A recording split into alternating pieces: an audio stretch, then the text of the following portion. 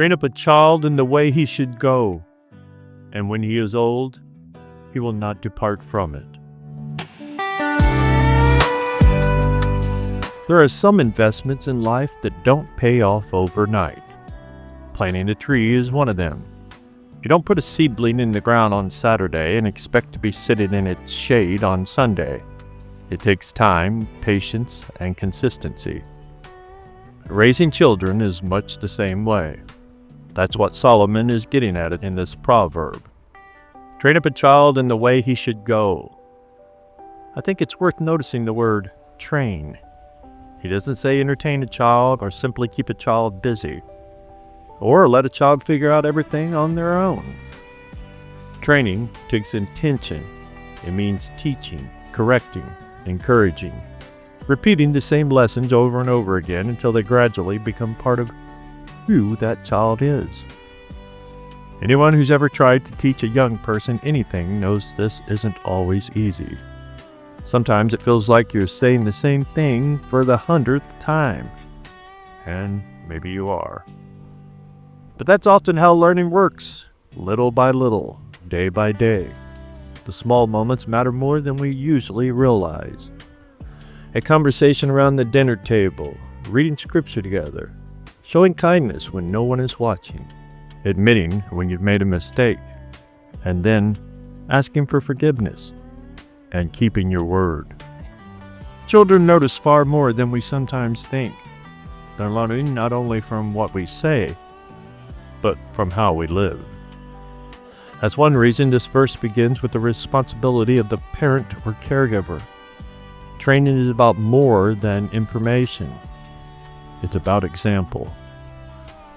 Now, it's also important to understand what this proverb is and what it isn't. This isn't a mathematical formula guaranteeing that every child raised well will make perfect choices throughout life. God has given every person the ability to make decisions. Children eventually become adults who must choose for themselves whether they will follow Him. We've all seen people raised in wonderful homes who wandered for a season. And we've seen others who came from very difficult circumstances and developed a deep faith in God. Proverbs are generally describing the wise pattern of life, not making an unconditional promise about every individual circumstance.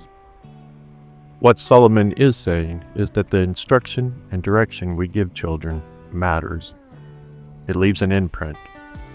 Seeds planted early often bear fruit much later. A bicycle ride reminds me of that sometimes.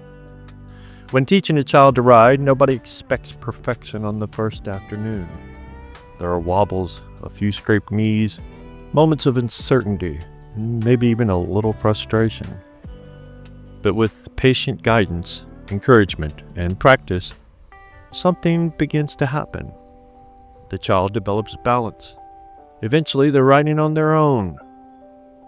The goal was never to keep holding onto the bicycle forever. The goal was to prepare them to ride well without you. Parenting works in a similar way.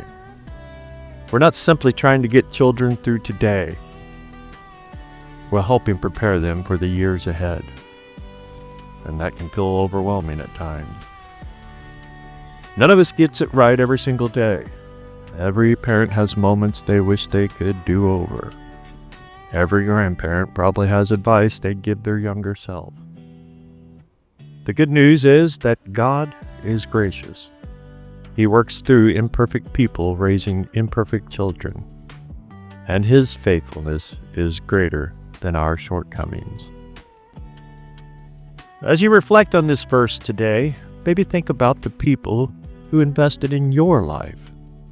Parents, grandparents, teachers, mentors, neighbors. Someone probably planted seeds that helped shape who you are today. And if that's true, thank God for them. And if God has placed young people in your life, whether your own children, grandchildren, nieces, nephews, students, or simply the children you encounter along the way, don't underestimate the influence of your example, the words you speak, the patience you show, the faith that you live. Those things have a way of lasting far longer than you may ever realize. Because according to this proverb, the work of training a child isn't just about today. It's about helping prepare someone for a lifetime of walking or riding in wisdom. And that's one of the most meaningful investments that anyone could ever make. Thank you for joining me here this morning, my friends and my family, and anyone else who might be riding along and listening this morning. I hope your day is filled with blessings and prosperity, and I hope to see you here again tomorrow. And until then, Allah willing, Shalom, Shalom.